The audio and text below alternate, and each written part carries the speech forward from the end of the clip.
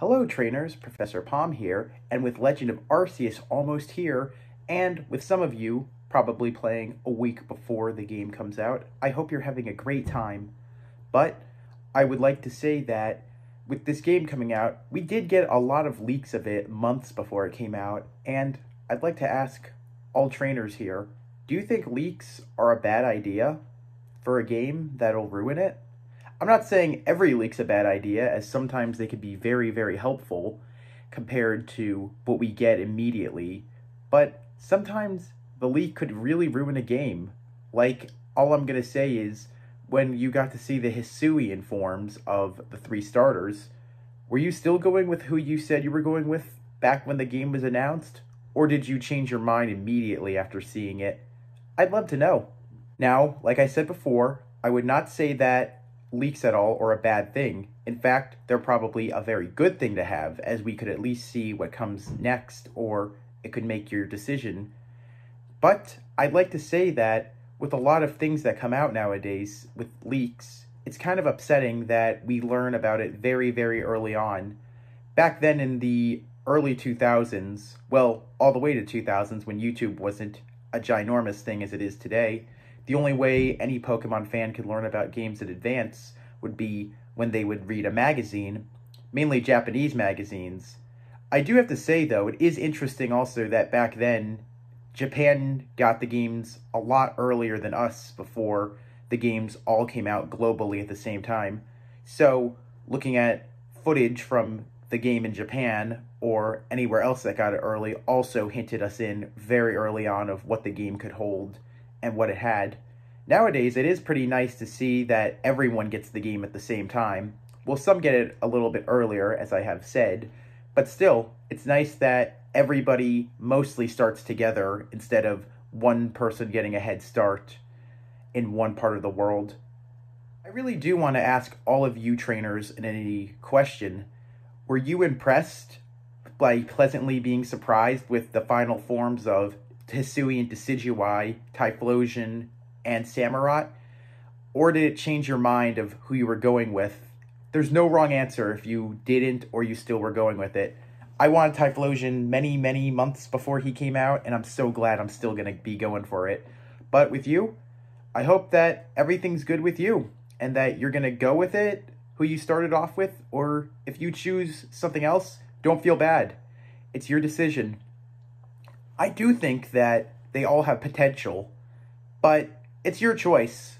If you don't really like the form, or if something annoys you, or you want something better, please choose whatever you want. After all, it's nice that they gave us the leak a week in advance before anything else dropped.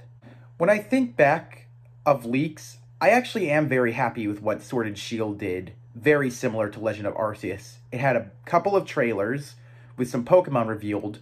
It only showed the starters, but it never revealed what the starters' evolutions were, not until 1 week before the game came out.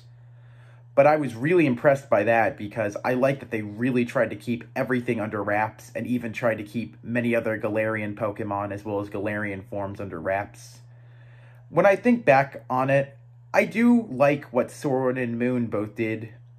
It was fun that we got to see all the starters' evolutions and a lot of Alolan Pokemon, but at the same time, I feel it mainly ruined the surprise by showing everything months in advance before everything came out.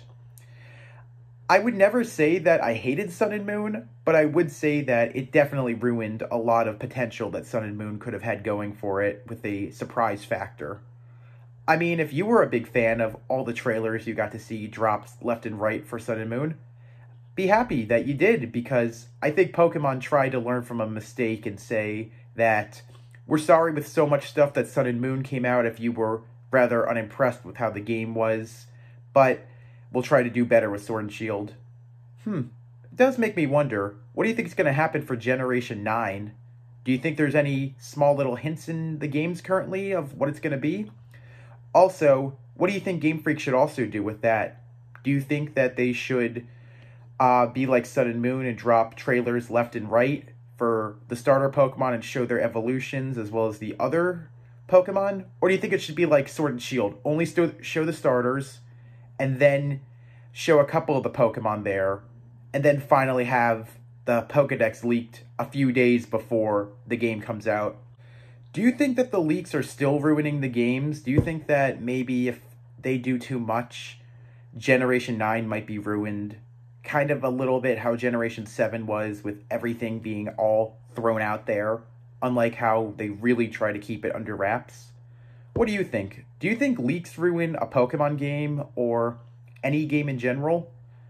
I mean, it's always good to get something and then try to put the pieces together, especially with what they did in the DLC Isles of Armor and Crowning Tundra. But at the same time, it's also annoying that sometimes people try to crack the code and unfortunately do crack it months in advance, similar to the Hisui and Sneasel evolution that people figured out a long time before the game ever dropped that, yep, you were right. But sometimes it can be rewarding that you figure out a form it has and then you are proven correct. Isn't it great when that can happen? But like I said, the downside to having leaks in a lot of Pokemon games or other games in general is a lot of the story or the Pokemon are spoiled very, very early on, when you can be very surprised of what comes in the game when you don't know anything that's coming. Similar to how Unova was. As Unova did show a lot of Pokemon back in the magazines, it was still fun to see that they didn't show the starters' evolutions just yet, but they put a lot of Pokemon out there, and every Pokemon was a different one instead of being a form. I'm not saying regional variants are a bad idea. I think they're a great idea. It's annoying that Pokemon didn't come up with that earlier, but what I am saying is the idea that I feel that with the whole idea of having regional variants usually spoils a lot of ideas, meaning that you have to put together of what it's going to evolve into rather than just try to keep it under wraps. But usually they don't reveal every one of them. Sometimes they're even cooler to see, like Obstagoon. Imagine how cool that was for somebody who had never played the game before, that they thought, oh, Obstagoon looks cool, but for people like us who played it, it was an even bigger surprise to learn that Linoone evolved beyond just where it was. Sometimes a Galarian form or a regional variant can really be a surprise for us, but other times, similar to how Persian was, it can also be a disappointment. Well, I'm curious for your thoughts. For the fire, the grass, and the water starter for Generation 9, what do you think it'll be? Tell me in the comments below what you would hope for. Also, I would like to say, do you think that Pokemon should do what they did in Sun and Moon, reveal them months in advance for what we know their full evolution will be? Or would you rather be surprised like in Sword and Shield as well as Legend of Arceus? It's all your choice. There is no wrong answer. Well, it looks like we're at the end of the video here.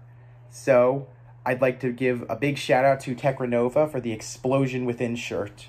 Definitely check them out on Etsy. And hey, tell them Professor Palm sent ya.